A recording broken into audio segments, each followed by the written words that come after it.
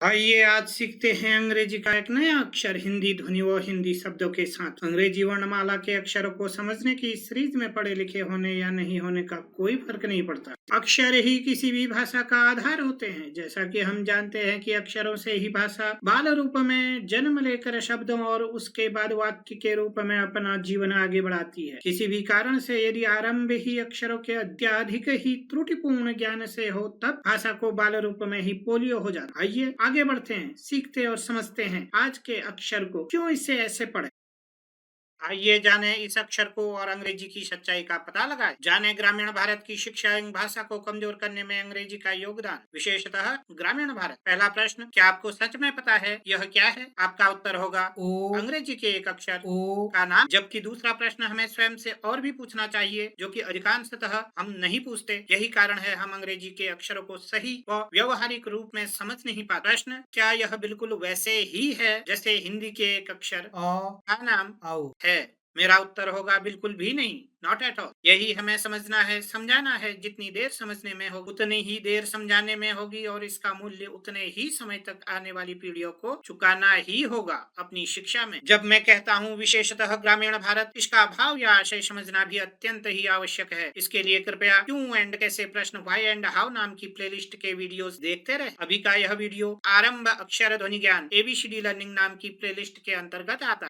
मूलांतर ओ और अ अक्षर। What is the basic difference between ओ एंड अ? न केवल इसका नाम है बल्कि उच्चारण के समय इसकी ध्वनि भी ओ ही होती है, अर्थात जैसा नाम वैसा काम। आशा करता हूँ कि आप आरंभ से ही ए से लेकर एच तक के एपिसोड्स देख चुके होंगे, क्योंकि उन एपिसोड्स में विस्तार में स्वर व्यंजन अक्षरों में चर्चा की गई है और अंग्रेजी व हिंदी के स्वर व्यंजन अक्षरों की कई बातों को अब हम गहराई से समझ चुके हैं। यदि फॉर्मूला या सूत्र के रूप में हम देखें, अक्षर equal to consonant plus vowel और अक्षर इक्वल टू व्यंजन धन स्वर होता है। स्वर की विशेषता होती है कि स्वर वर्णमाला का एक वर्ण भी है और अक्षर भी है, क्योंकि उच्चारण में ये स्वतंत्र होते हैं, जबकि व्यंजन अक्षर तब तक नहीं है जब तक उनके साथ एक स्वर नहीं आ जाता है। आरंभ के स्तर में मुझे अंग्रेजी अल्फाबेट्स से अधिक त्रुटि हिंदी शिक्षा में दिखती है, क्योंकि हम हिंदी वर्णमाला नहीं बल्कि अक्षरमाला से शिक्षा का आरंभ करते हैं। यह बिल्कुल वैसे ही है जैसे गिनती नंबर्स का आरंभ 0 से नहीं बल्कि 1 से बच्चों को सिखाना हो। इसीलिए मैं हमेशा कहता हूँ, आरंभ में कभी भी क से कबूतर नहीं होता है, क्योंकि यह एक अक्षर है। आरंभ में क कबूतर होता है, क्योंकि क एक व्यंजन है। बच्चों की शिक्षा आरंभ करते समय ऐसी त्रुटि हमें अंग्रेजी अल्फाबेट में नहीं दिखती है। यदि AEIOU को छोड़ दें, बाकी सब हमें व्यंजन ही मिलते हैं, अक्षर नहीं मिलते। इसीलिए अक्षर इक्वल टू व्यंजन धन स्वर, कॉन्सोनेंट प्लस वावल। बच्चों को सिखाते समय हमेशा व्यंजन रूप का ही प्रयोग करें, क्योंकि बोलते समय हमारे व्यंजन रूप का ही प्रयोग होता है। सामान्य बोलचाल में पढ़ते समय हम इसे औ बोल देते हैं, जबकि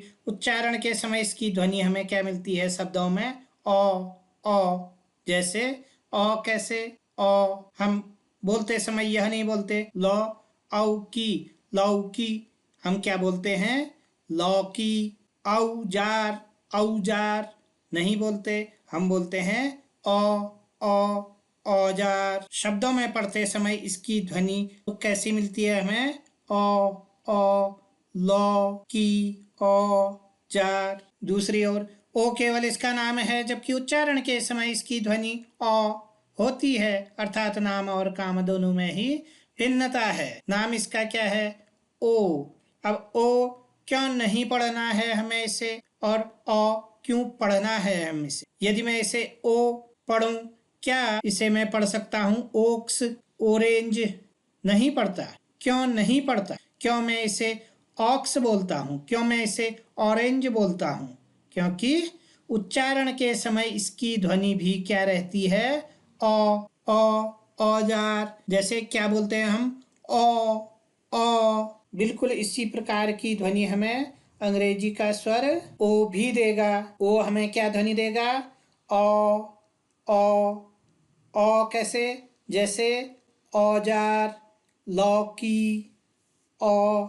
वैसे ही ऑरेंज, ऑक्स, सब जगह हमें ध्वनि मिलती है ओ, क्योंकि अंग्रेजी में 4th नंबर का स्वर है और मैं हमेशा बोलता हूँ स्वर ही स्वर के साथ मिलकर एक नए स्वर को जन्म देते हैं। तो कृपया स्वरों की प्रैक्टिस करते रहना। सामान्यतया हमें जितने स्वर अंग्रेजी में दिखते हैं वो उससे कई अधिक होते हैं।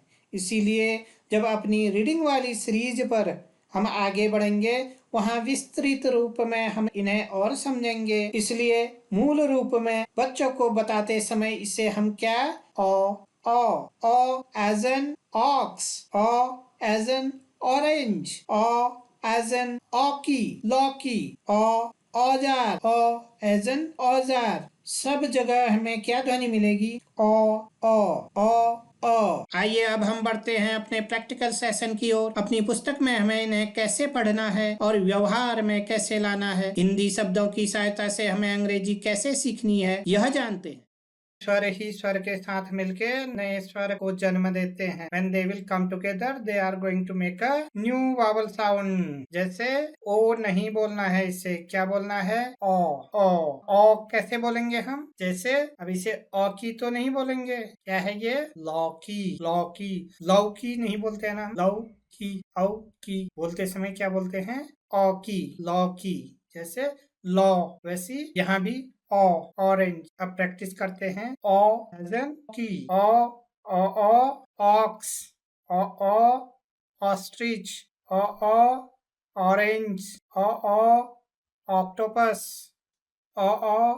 ऑक्टागन। कैसे साउंड दे रहा है? जब भी आपको समझ में नहीं आए कि कैसे प्रैक्टिस करनी है, आप किसकी हेल्प लें? हिंदी के वर्ड्स की। जैसे हथौड़ा, वैसी office, odd, October, officer, on. ये हमें क्या ध्वनि देता है? Orange, ox. तो ये साउंड देता है हमें ओ। लॉकी, ऑक्स, ऑस्ट्रिच होता है, ऑरेंज, ऑक्टोपस, ऑक्टागन होता है, ऑफिस, अक्टूबर, ऑफिसर, ऑन होता है। तो साउंड मिलेगा हमें वावल है, इसलिए थोड़ा अधिक प्रैक्टिस की आवश्यकता होगी। यदि अभी तक भी आपने लाइक और सब्सक्राइब नहीं किया तो लाइक और सब्सक्राइब जरूर करें और लोगों के साथ शेयर करना ना भूलें, जिसके लिए आपका हृदय से अभिनंदन किया जाता है। धन्यवाद।